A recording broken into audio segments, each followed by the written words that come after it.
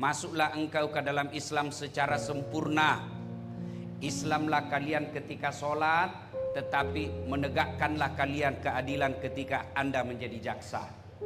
Itulah yang disebut Islam secara kafah. Dan janganlah engkau ikuti langkah-langkah setan, karena sesungguhnya setan itu musuh yang nyata bagi kalian. Ketika Bapak Ibu mendapati undangan acara ini, setan berusaha menggagalkan agar ibu tidak dengar dakwah. Di rumah dia basic kau, ndak usah kau datang, ndak usah kau datang, capek, tidak usah kau datang, lebih baik kau tinggal di rumahmu. Alhamdulillah kita berhasil meninggalkan setan di rumah, tinggal di tempat ini. Apakah setelah di tempat ini setan menyerah? Tidak, nagoda kau lagi setan supaya tidak dengar ceramah. Jangan aku dengar ceramah, jangan pegang dengar ceramah, pegang HP-mu, pegang HP-mu, pegang HP-mu.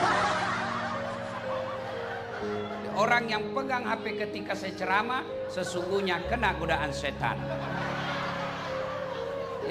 Bagaimana kau mau dengar ceramah kalau sibuk kau begini?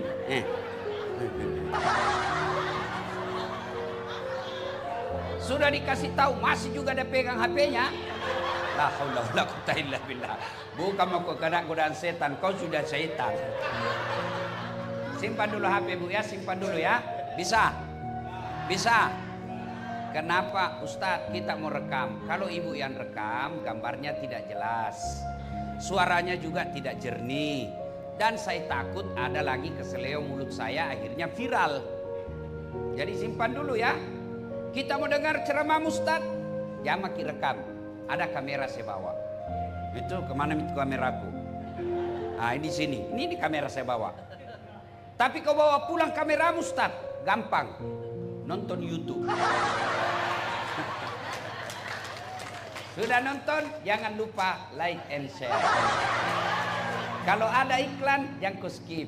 Kalau ibu nonton, lalu nonton iklannya 1-2 iklan, ibu ikut membantu orang-orang yang kami sekolahkan dan membangun rumah ibadah. Karena semua keuntungan yang kita dapat di YouTube, alhamdulillah sudah 3 masjid yang jadi. Dan beberapa puluh anak kita kuliahkan dan kita sekolahkan. Dari mana Ustadz dapat? Bukan korupsi. Tapi dari mana? Itulah yang Bapak Ibu nonton YouTube saya. Maka jangan lupa like and share. Ya, jangan ketawa, saya serius ini. Kalau artis kau follow, apa kau dapat? Nah ini, dengarkan ibu-ibu. Kalau artis kau follow, apa kau dapat? Head on, hai guys. Kita lagi di Jepang guys, mengikuti pengantin ini yang mewah sekali guys, ternyata perampok. Apa kau dapat itu? Tapi kalau kau follow Ustadz, dapat kau ilmunya pahala. Kau amalkan ilmunya pahala. Kau sebarkan lagi ilmunya pahala. Banyak pahala kau dapat. Tapi kalau artis, apa kau dapat? Makan ki, nasir lagi. Kita lagi ini 1 piring sekian guys, apa kau dapat? Maka follow ulamamu supaya kau dapat pahala dalam bermedsos. Bisa? Wa qala idzan bismillahirrahmanirrahim. Innallaha wa malaikatahu yusalluna 'alan nabi. Ya ayyuhalladzina amanu sallu 'alaihi wa sallimu taslima.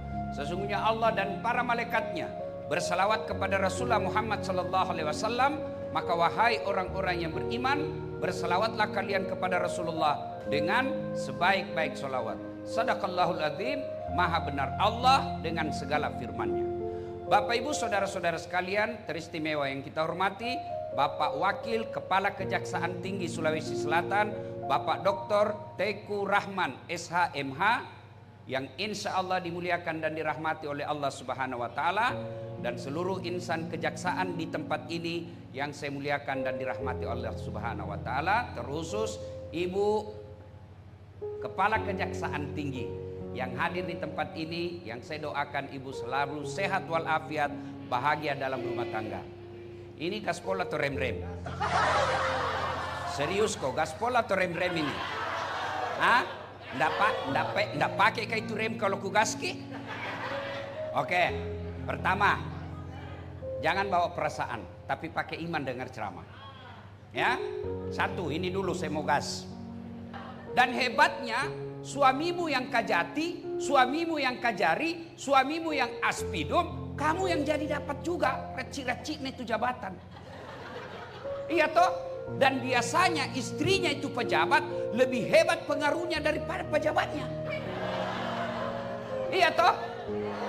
Iya. Biasa itu dalam hidup, biasa itu. Biar setengah mati mah kau nasuka kajati, kalau ndak nasuka kau istrinya ndak jalan urusanmu. Biasa itu. Memang begitu kehidupan sosial. Maka syukuri. Cara syukurinya, jagai suamimu. Itu caranya. Bagaimana jaga suamimu? Jangan kau periksa HP-nya. Nggak ada gunanya kau periksa HP-nya. Iya toh? Kau periksa HP-nya, kau kalah jago penyidik. Nah kasih dia kau HP-nya 1, masih ada 4 di kantornya. Untuk apa? Untuk apa kau periksa HP-nya? Kalau kau sayang kepada suamimu, jaga dia dalam bekerja. Manusia pertama yang melakukan pembangkangan kepada Allah, itu jabatannya Nabi. Bukan kajati. Nabi jabatannya. Siapa? Adam alaihissalam. Kalau ada pegawai negeri, Nabi tahu gajimu itu pegawai negeri. Biar kau pontang panting tak. Kalau banyak uangmu ndak ada bisnis yang lain, pasti kau salah gunakan jaksamu. Apa yang kau banggakan? Jam yang kau marah, kau tonji bilang gaspol. Apa yang kau banggakan? Maka istri yang baik, dia jaga suaminya. Dia jaga marwah suaminya. Daeng, ajak mu papa siri-siri. Namode tamasogi, tapi detomu balu ia lemu. Itu istri yang baik. Yang kau pergi pengajian, pulang kau kompori suamimu. Apa itu? Baru 4 tahun jasa suamina. Dede, mobilnya bagus na pak.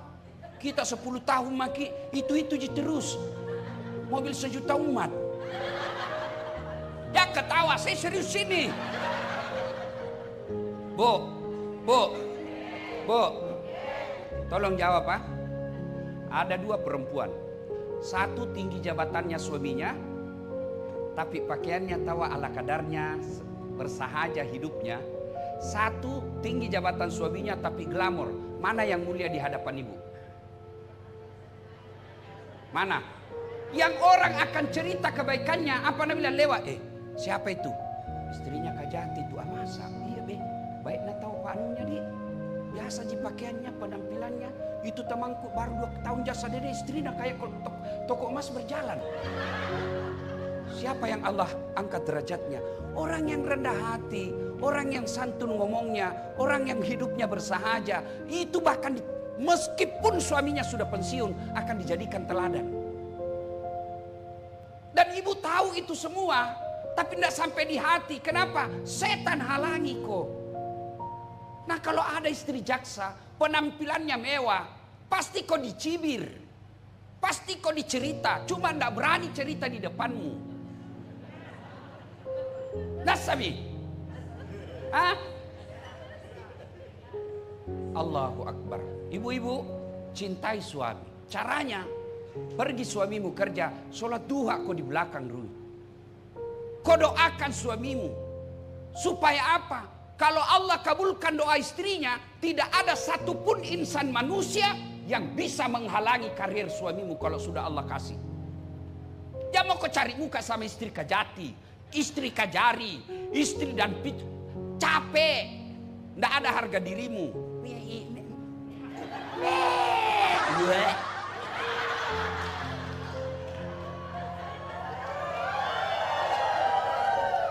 Sekolah mau kau tinggi-tinggi. Orang tuamu sudah jualkan kau sawah supaya jadi jaksa. Orang tuamu berlinang air matanya malam hari doakan kau supaya anaknya diangkat derajatnya. Lalu kau pergi hinakan derajatmu sendiri. Seolah-olah tidak ada sekolahmu. Menjilat saja kerjamu. Kau tidak malu jadi manusia penjilat. Yang kau marah nak kau tonji minta digas. Maka itu suami bu, kalau istrinya selalu nasihati, dek tak kalupa lakemu. Tapi kalau jadi kau tukang kompor, dong memang tong ini. Apa jipane kau tingginya sekolah tidak bisa kau belikan emas. Dengar ini, semua kita laki-laki mau kasih kau perhiasan yang hebat. Tapi rezeki terbatas. Pokok jadi perampok suamimu dan pada akhirnya masuk penjara. Enggak kan? Siapa yang enggak kenal almarhum Baharudin Lopa? Menjadi legend. Kenapa? Karena istrinya juga bersahaja hidupnya. Jadi laki-laki, ini saudara-saudaraku yang jadi jaksa, itu penentunya baik sifatnya istrinya. Karena kadang-kali kami laki-laki rela melakukan apa saja yang penting istri senang di rumah. Maka jadilah istri yang baik. Pergi suamimu menuntut di pengadilan, kau sholat duha di rumahmu. Ya Allah, bimbing suamiku, tunjukkan yang hak adalah hak, tunjukkan yang batil adalah batil. Perbaiki lisannya, jaga mulutnya, jaga harga diri kami sekeluarga ya Allah. Ya Allah, kalau rezekinya jangan kau halangi, kalau rezekinya mudahkan baginya ya Allah. Sudah itu ke WhatsApp suamimu, bang, jangkit cemas, jangan menghalalkan segala cara. 8 rakaat saya doakan kita di dalam sholat duhaku. Insya Allah tolong ki. Salam sayang selalu dari istrimu di rumah. Ini tidak. Pergi suaminya kasihan cari nafkah. Kadangkala setengah mati tidur begadang di kantornya. Supaya dia baik karirnya dan berdampak sama istrinya. Baru 10 menit pergi istri suaminya. Pergi mima gosip. Tawaf di komplek. Nah, kelilingi semua itu rumah, cari bahan, baku gosip. Lalu kalau begini hidup kita sebagai istri, apa fungsi tak sebagai istrinya suami tak dalam cari nafkah? Maka istri yang baik, lindungi suamimu, jaga suamimu, ingatkan dia sholat, ingatkan dia amar ma'ruf nahi mungkar. Maka suamimu jadi saksa, kamu juga dapat pahala keadilan di akhirat kelak. Ini yang disebut istri yang mampu menolong suaminya. Coba makin lihat di medsos, berapa banyak kasihan laki-laki yang karirnya baik, yang sekolahnya tinggi, terpaksa dipermalukan di medsos gara-gara istrinya yang hedon. Kalau bukan saya nasihati ibu, siapa lagi? Nggak mungkin kita mau dengar suami tak. Iya toh? Dinasihatin. Maka kalau bukan saya, siapa lagi mau nasihati ki? Kalau bukan ulama, siapa lagi mau nasihati ki? Mertua tak kita tidak dengar, ipar tak kita tidak dengar, orang tua tak kita tidak dengar, apalagi suami tak. Itu gunanya diundang ki pengajian di sini. Ya. Dengar, poin kedua. Ini perempuan di patolo-tolo. Glowing. Apalagi itu? Bleaching. Apakah itu namanya, apa itu? Skincare. Itu yang kasih habis suanu. Apakah itu nabutuhkan suamimu yang glowing-glowing? Bukan, hatimu yang bagus dibutuhkan suamimu. Mau kau saya kasih bukti? Mau kau saya kasih bukti? Itu ada yang viral toh, pengusaha skincare selingkuh. Siapa nak temani selingkuh suaminya? Pembantuna. Si mau kok. Ayo, kalau suamimu tergoda dengan cantiknya, tidak mungkin dia selingkuh dengan pembantunya. Tapi apa yang dibutuhkan suami? Ketenangan jiwa. Ini. Habis suamimu ratusan ribu. Saya heran, kenapa semua pengusaha skincare kaya mendadak dan kaya tiba-tiba? Karena banyak perempuan mau dibodoh-bodohi. Yang komaran aja, komaran.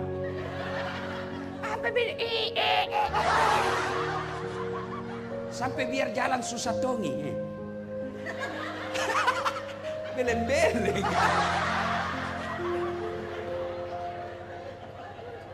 Jangan marah bunda, jangan marah. Ini gunanya pengajian supaya ada tong perubahan. Ya, maka istri yang baik kalau cara bersyukur lindungi suami tak, nasihati, ingatkan. Soal sudah diingatkan dia mau dengar atau tidak. Tawakal ilallah, berserah dirilah kepada Allah. Begitu mau pergi suami tak, doakan ki. Buat hatinya tenang. Bertengkar kita di malam, lupakan kalau dia mau pergi kerja. Kita tidak tahu apa yang terjadi. Siapa tahu bisa jadi keluar tinggal jasadnya. Alangkah bahagianya kita pergi. Istri tak, istriku saya bu. Sampai saya bilang Pak Waka, selalu saya bilang sama mamaku, kalau istriku tidak masuk surga, saya keberatan nanti di akhirat. Kenapa? Baik memang Tuhan saya istriku. Masya Allah. Saya kalau mau, padahal saya tidak pernah pacaran, tidak pernah kenal, tidak pernah lihat fotonya. Saya kenal mamanya hari Ahad, Jumat saya melamar. Masya Allah. Kalau mau kau pergi, ambil ranselku. Kan subuh-subuh biasa kan pesawat pertama jam 4. Ambil Tom itu ransel, berat kuliah. Saya bilang jangan sayang, berat gitu. Karena banyak elektronik dalam. Apa nak bilang? Beratnya ini tidak ada artinya dibanding beratnya Ustadz sebagai pendakwah mencari nafkah untuk kami. Ini nasib perasaan, male. Sampai di mobil, nak cium tanganku dulu. Cukup nih? Tidak, nak cium lagi. Baru nak cium lagi nih. Baru ini lagi. Ini lagi. Ini agak lama. Woi Pak Jaksa, pernah jadi dicium istri tahu gitu? Punya upah. Ibu-ibu, hari Adiaksa ke-64 ini coba ibu mulai amalkan besok. Itu ada hasilnya ini dakwah. Amalkan ki besok. Bertengkar ki malam, lupakan pertengkaran. Buat hatinya tenang supaya dalam kerjanya dia tenang. Mana bisa kita cari nafkah dengan tenang kalau galau perasaan. Begitu dia mau pergi doakan. Cium tangannya. Dan jangan kau lepaskan tangannya kalau dia belum bilang iya. Nah, cium sudah itu bang. Ridhoi saya. Kalau dia bilang iya dek, baru lepas. Pergi. Ku lepas di kau pahlawan. Kalau dosaku kepada teman saudaramu, tiap hari kau bisa ketemu, tiap hari kau minta maaf. Kau tugas kau di Selayar. Tiba-tiba kau pindah ke Jawa, pindah ke Sumatera. Jejak-jejak kesalahan yang pernah kau lakukan di Selayar, itu akan diminta tanggung jawabnya. Dan susah kau lagi balik ke Selayar. Maka ketika kau bertugas di suatu tempat, jangan pernah meninggalkan kebatilan. Karena susah taubatnya. Kalau Anda dosa kepada Allah, taubatnya gampang. Menyesal, mengakui, tidak mengulang, ganti kebaikan. Kata Allah, yang penting kau tidak mengaku Tuhan, saya ampuni semua dosamu. Itu kata Allah. Tapi kalau dosa kau dalam jabatan, susah kamu taubat. Kenapa? Kau harus perbaiki kesalahanmu. Coba bayangkan itu kasus yang lagi viral di Cirebon. Orang tidak bersalah divonis salah. Apa ndak takut di hadapan Allah? Manusia boleh kita tipu. Hukum bisa kita permainkan. Kamu yakin bisa tipu Allah di akhirat? Dan bagi orang beriman, percaya kau pasti kau mati. Pokok kemana? Berapa mi kepala kejaksaan di Sulawesi Selatan? Berapa mi? Sudah puluhan. Dan ada yang sudah menghadap kepada Allah. Dan ketika jabatannya dia pegang dan menyalahgunakan jabatannya, pasti kau akan tanggung. Tidak ada satupun kejadian di dunia ini yang lepas dari tanggung jawab kita. Maka renungkan itu setiap mau mengambil kebaikan. Kalau nanti ada takdirku masuk surga, masih antri saya Pak. Misal, ulama Indonesia, ulama Sulawesi Selatan masuk surga. Masuk surga Bu, tapi masih antri. Lama baru sampai. Kenapa? Ulama NU, ulama Muhammadiyah, ulama Wahda Islamiyah, ulama MUI, ulamanya dari Pinrang, dari Sidrap. Berapa itu Pak? Tapi begitu malaikat katakan kepala kejaksaan tinggi Sulawesi Selatan, tidak perlu antri, Bapak sendiri masuk Pak. Tidak ada satu jika jati di Sulawesi Selatan. Maka keliru kalian saudara-saudaraku yang Allah titipkan amanah tidak menggunakan jabatan itu masuk surga. Dan ketika menyalahgunakan amanah, Allah akan tuntut kita. Saudara-saudaraku yang pernah menyalahgunakan amanah di kantor ini, susah tobatnya. Misal, ngambil barang-barang kantor. Susah itu tobatnya. Pertama kasih kembali itu barang. Tidak bakal diterima tobatnya kalau masih kau ambil itu. Maka saudaraku yang pernah menjadi kepala kejaksaan negeri, dan ketika pindah rumah jabatan, hilang itu rumah-rumah jabatan, hilang kulkas, gorden, AC. Jangan kau ketawa, serius kayak ini. Palisu memang dibaca. Kasih kembali kau, selama kau tidak kasih kembali, tobatmu tidak akan sah. Dan itu disuruh pikul. Disuruh pikul di padang mahsyar. Bapak kan selalu lihat itu pengadilan. Antri kan orang diadili, Pak. Coba orang kalau di tahanan sudah dinyatakan tersangka, mereka kan berdoa, adili Kak cepat, kasihan. Kalau salah Kak ponis berapa tahun. Kalau saya adili saya, kalau tidak salah lepaskan saya. Begitu juga di padang mahsyar nanti. Kita ngantri untuk diadili. Itu kalau di Kejaksaan Tinggi, Kejaksaan Negeri Makassar, berapa Ji? Mungkin 200 sampai 500 yang ngantri. Tapi kalau di padang mahsyar, dari Adam sampai kiamat, berapa triliun manusia itu? Dan satu jejak pengadilnya, satu ji. Kenapa? Satu Allah, satu loket, diantri triliunan manusia. Dan pada saat antri itulah Pak, disuruh pikir itu barang-barang negara yang pernah kita ambil. Lewat mikodong kepala tata usaha. Lihat Pak, Bapak paling yang ngambil itu.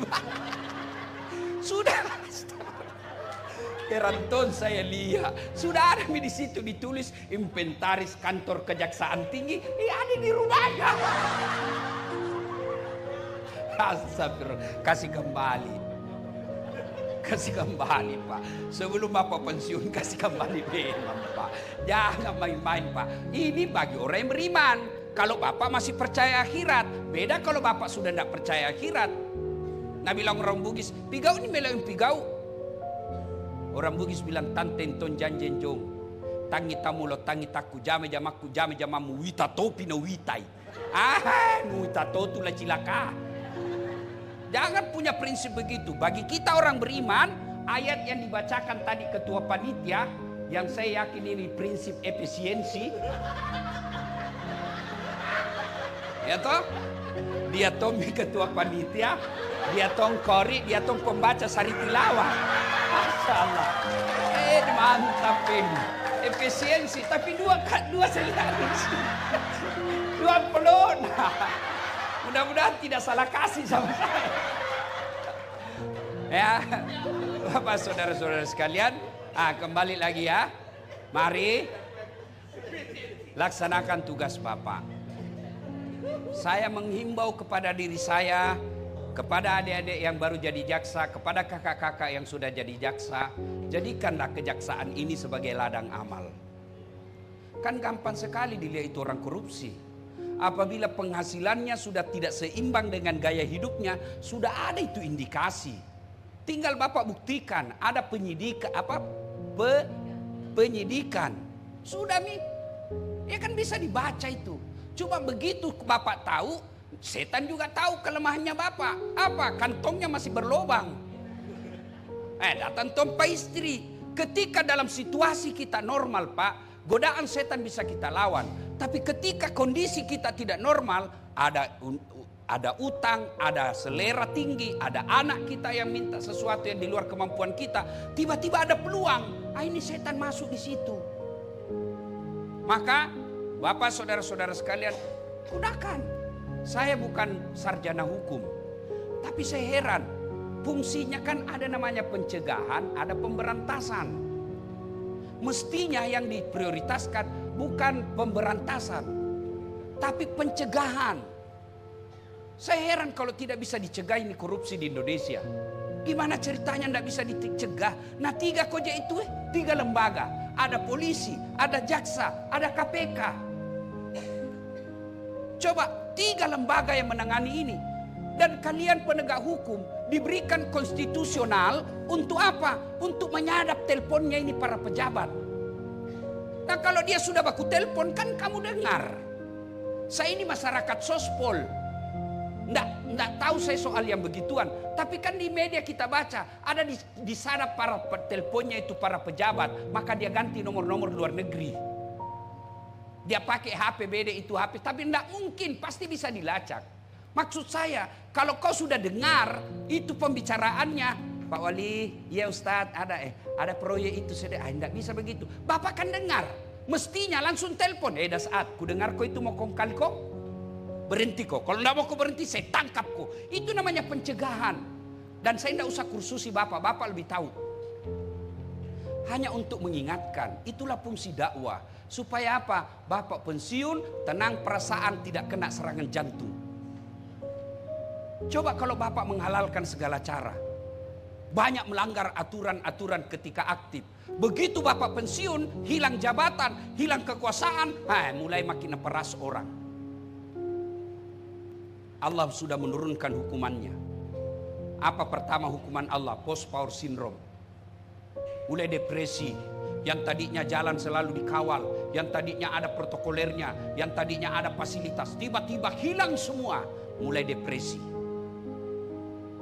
Depresi, hidup susah tidur, mulai datang penyakit. Penyakit apa? Dilarang makan gula, dilarang makan garam, dilarang makan nasi, dilarang makan daging, dilarang makan ikan. Apa yang bisa nama makan? Ubi rebus. Uangnya itu 10 miliar. Tapi nasi dilarang makan. Apa gunanya itu 10 miliar kalau dilarang kau makan nasi? Pergi dokter, nah bilang hasil penelitian bapak selama ini karena jarang kena matahari. Mulai besok bapak aktif, tolong dari jam 7 sampai kira-kira jam 9 bapak jalan jangan pakai baju, kena matahari. Jangan pakai celana panjang pak, yang pendek saja supaya kena semua nanti matahari. Jangan pakai peci. Apalagi dok, dia bilang jangan pakai sendal pak supaya refleksi ke kita.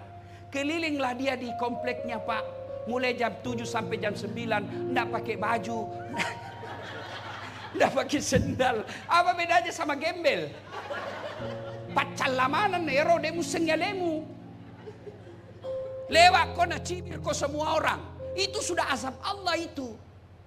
Agar tidak terjadi seperti itu sebelum segalanya terlambat, mari manfaatkan jabatan kita, rezeki kita, nikmat Allah yang Allah berikan, manfaatkan untuk apa? Mendekatkan diri kepada Allah Subhanahu wa taala. Usia 60 tahun Kejaksaan Republik Indonesia, usia yang sudah cukup dewasa. Keliru kalau belum membuat institusi kita dinikmati oleh rakyat banyak. Caranya apa? Tegakkan keadilan seadil-adilnya. Yang ketiga, suatu ketika datanglah, diutuslah gubernur oleh Umar bin Khattab, gubernurnya namanya Amr bin As di Mesir. Gaya kepemimpinannya Amr bin As hedon, suka yang mewah-mewah. Di depannya rumah jabatannya gubernur Amr bin As ada gubuk jelek dan orang Yahudi punya. Dipanggil kepala kontraktor. Siapa punya gubuk itu? Nggak enak rasanya ini istana gubernur, di depannya ada gubuk. Dia bilang orang Yahudi yang punya. Sudah bebaskan itu, kasih beli rumahnya berapa saja dia mau. Didatangilah itu oleh kontraktor. Kena pembebasan. Kita ganti 2 kali lipat. Nggak mau. 3 kali lipat, saya tidak mau. 4 kali lipat, tidak mau. Namanya ganti rugi, tetap jadi rugi. Banyak tuh bicaramu. Kalau bahasa kita, sudah mau tidak mau gusur, digusur rumahnya. Si Yahudi minoritas waktu itu. Dia sedih, tapi dia ingat Amr bin As kan gubernur, masih ada di atasnya, presiden. Dia jalan kaki dari Mesir ke Madinah, ketemu Umar bin Khattab. Begitu sampai di kota Madinah, dia mendapat ada orang tidur di bawah pohon kurma. Dia mengambil bantal tangannya, lalu tidur.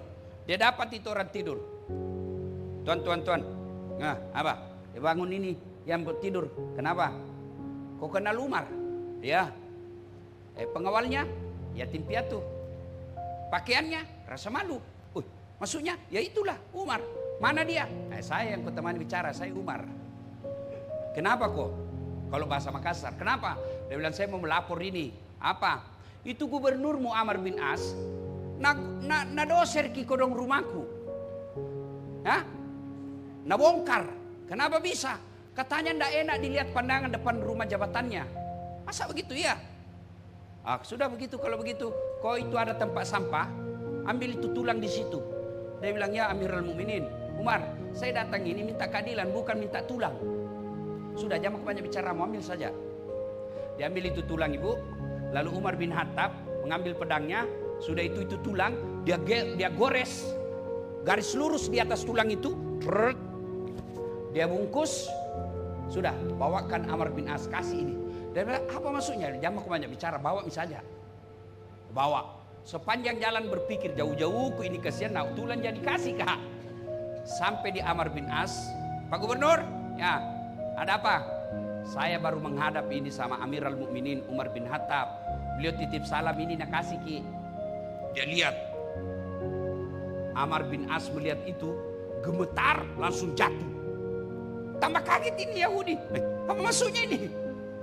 Dia bilang, ini teguran keras dari Amirul Mukminin, Pak Presiden. Apa itu? Kau tahu ini? Tulang. Garis. Ini garis artinya, Amar, kau sekarang jadi gubernur. Tapi ingat, kamu suatu waktu pasti jadi tulang. Sekarang kau berlaku lurus seadil-adilnya seperti garis lurus yang saya bikin ini. Kalau kau tidak mau berlaku lurus, pedangnya Umar bin Khattab kasih lurus kau. Begitu ya, dipanggil kontraktor, perbaiki rumahnya kembali, batal digusur. Dia bilang, begitu keadilan dalam Islam? Ya. Dia bilang, iya Pak Gubernur, kalau begitu tidak apa-apa, ambil mini tanah saya tinggalkan. Ternyata keadilan dalam Islam luar biasa. Saudaraku yang menganut agama Islam, tunjukkanlah keadilan, jangan kau bikin malu agamamu. Supaya orang, kalian berdakwah bukan melalui mimbar. Kalau saya berdakwah melalui mimbar, kalian berdakwahlah dengan cara apa? Dengan jabatanmu sebagai penegak keadilan. Supaya apa? Di akhirat kelak, sebelum sampai kalian transit dulu di alam kubur. Ada 3 yang bisa menyelamatkanmu di alam kubur. 1 diantaranya ilmu yang bermanfaat. Kalian ketika berjabat sebagai jaksa, ada ilmu-ilmu yang bermanfaat, ada tradisi-tradisi yang kau lakukan yang dan turun-menurun diamalkan di kantormu, itu akan menjadi amal kebaikan dan itu akan kau nikmati. Tiap bulan dapat gaji, tiap tahun dapat kenaikan pangkat, di akhirat sebagai jaksa juga jadi amal jariah. Ibu bapak saudara-saudara sekalian, inilah tausiah kita pada taklim kita kali ini. Mudah-mudahan ada manfaat. Selamat hari jadi kejaksaan. Mudah-mudahan sebagai insan penegak keadilan di Republik Indonesia, sebagai sesama muslim, sesama anak bangsa, saya Dasat Latif mendoakan kepada Bapak Ibu sekalian, mudah-mudahan pangkat jabatan Bapak mendekatkan diri kepada Allah Subhanahu wa taala. Kalau ada khilaf dan salah selama ini, wala tai'asu mir rauhillah, jangan putus asa karena Allah sampaikan innallaha yuhibbut tawwabina. Saya cinta kepada hambaku yang bertobat. Mudah-mudahan ada manfaat, lebih dan kurangnya mohon dimaafkan. Sebelum saya akhiri, saya ingin menyampaikan hadiah kepada Bapak Wakajati. Mudah-mudahan beliau berkenan. Hadiah ini saya sengaja tinggalkan forum karena mata saya Pak tidak bisa silau begini. Saya baru operasi, ini mata kanan saya, dia bisa melihat benda gerak tapi tidak fokus, tidak tahu siapa. Ini mata saya ini kalau radio tidak stereo, berat sebelah. Ini tidak tentara, tapi kalau uang cepat nak tahu juga. Ya, nih, oke, ayo sini, jangan terlalu lama. Ya, ini saya beri hadiah beliau sarung gajah duduk. Kenapa disebut gajah duduk? Mungkin karena dari pertama dia diproduksi gajahnya duduk terus, tidak pernah berdiri. Pak Waka, kenapa sarung? Ada filosofinya. Sarung ini menghindarkan kita ketika dingin. Kita pakai menutup, orang Bugis bilang makali bombo. Yang kedua, sarung ini biasanya kita pakai untuk ibadah, menutup aurat. Maknanya saya berharap Bapak sebagai pemimpin di kantor ini melindungi aib seluruh anak buahnya. Melindungi kejaksaan di wilayah Sulawesi Selatan agar tidak kedinginan. Dia bermartabat, dia punya harga diri dan tidak mempermalukan. Itulah makna filosofi dari sarung. Saya hanya bisa memberi sarung, Pak. Mudah-mudahan bermanfaat.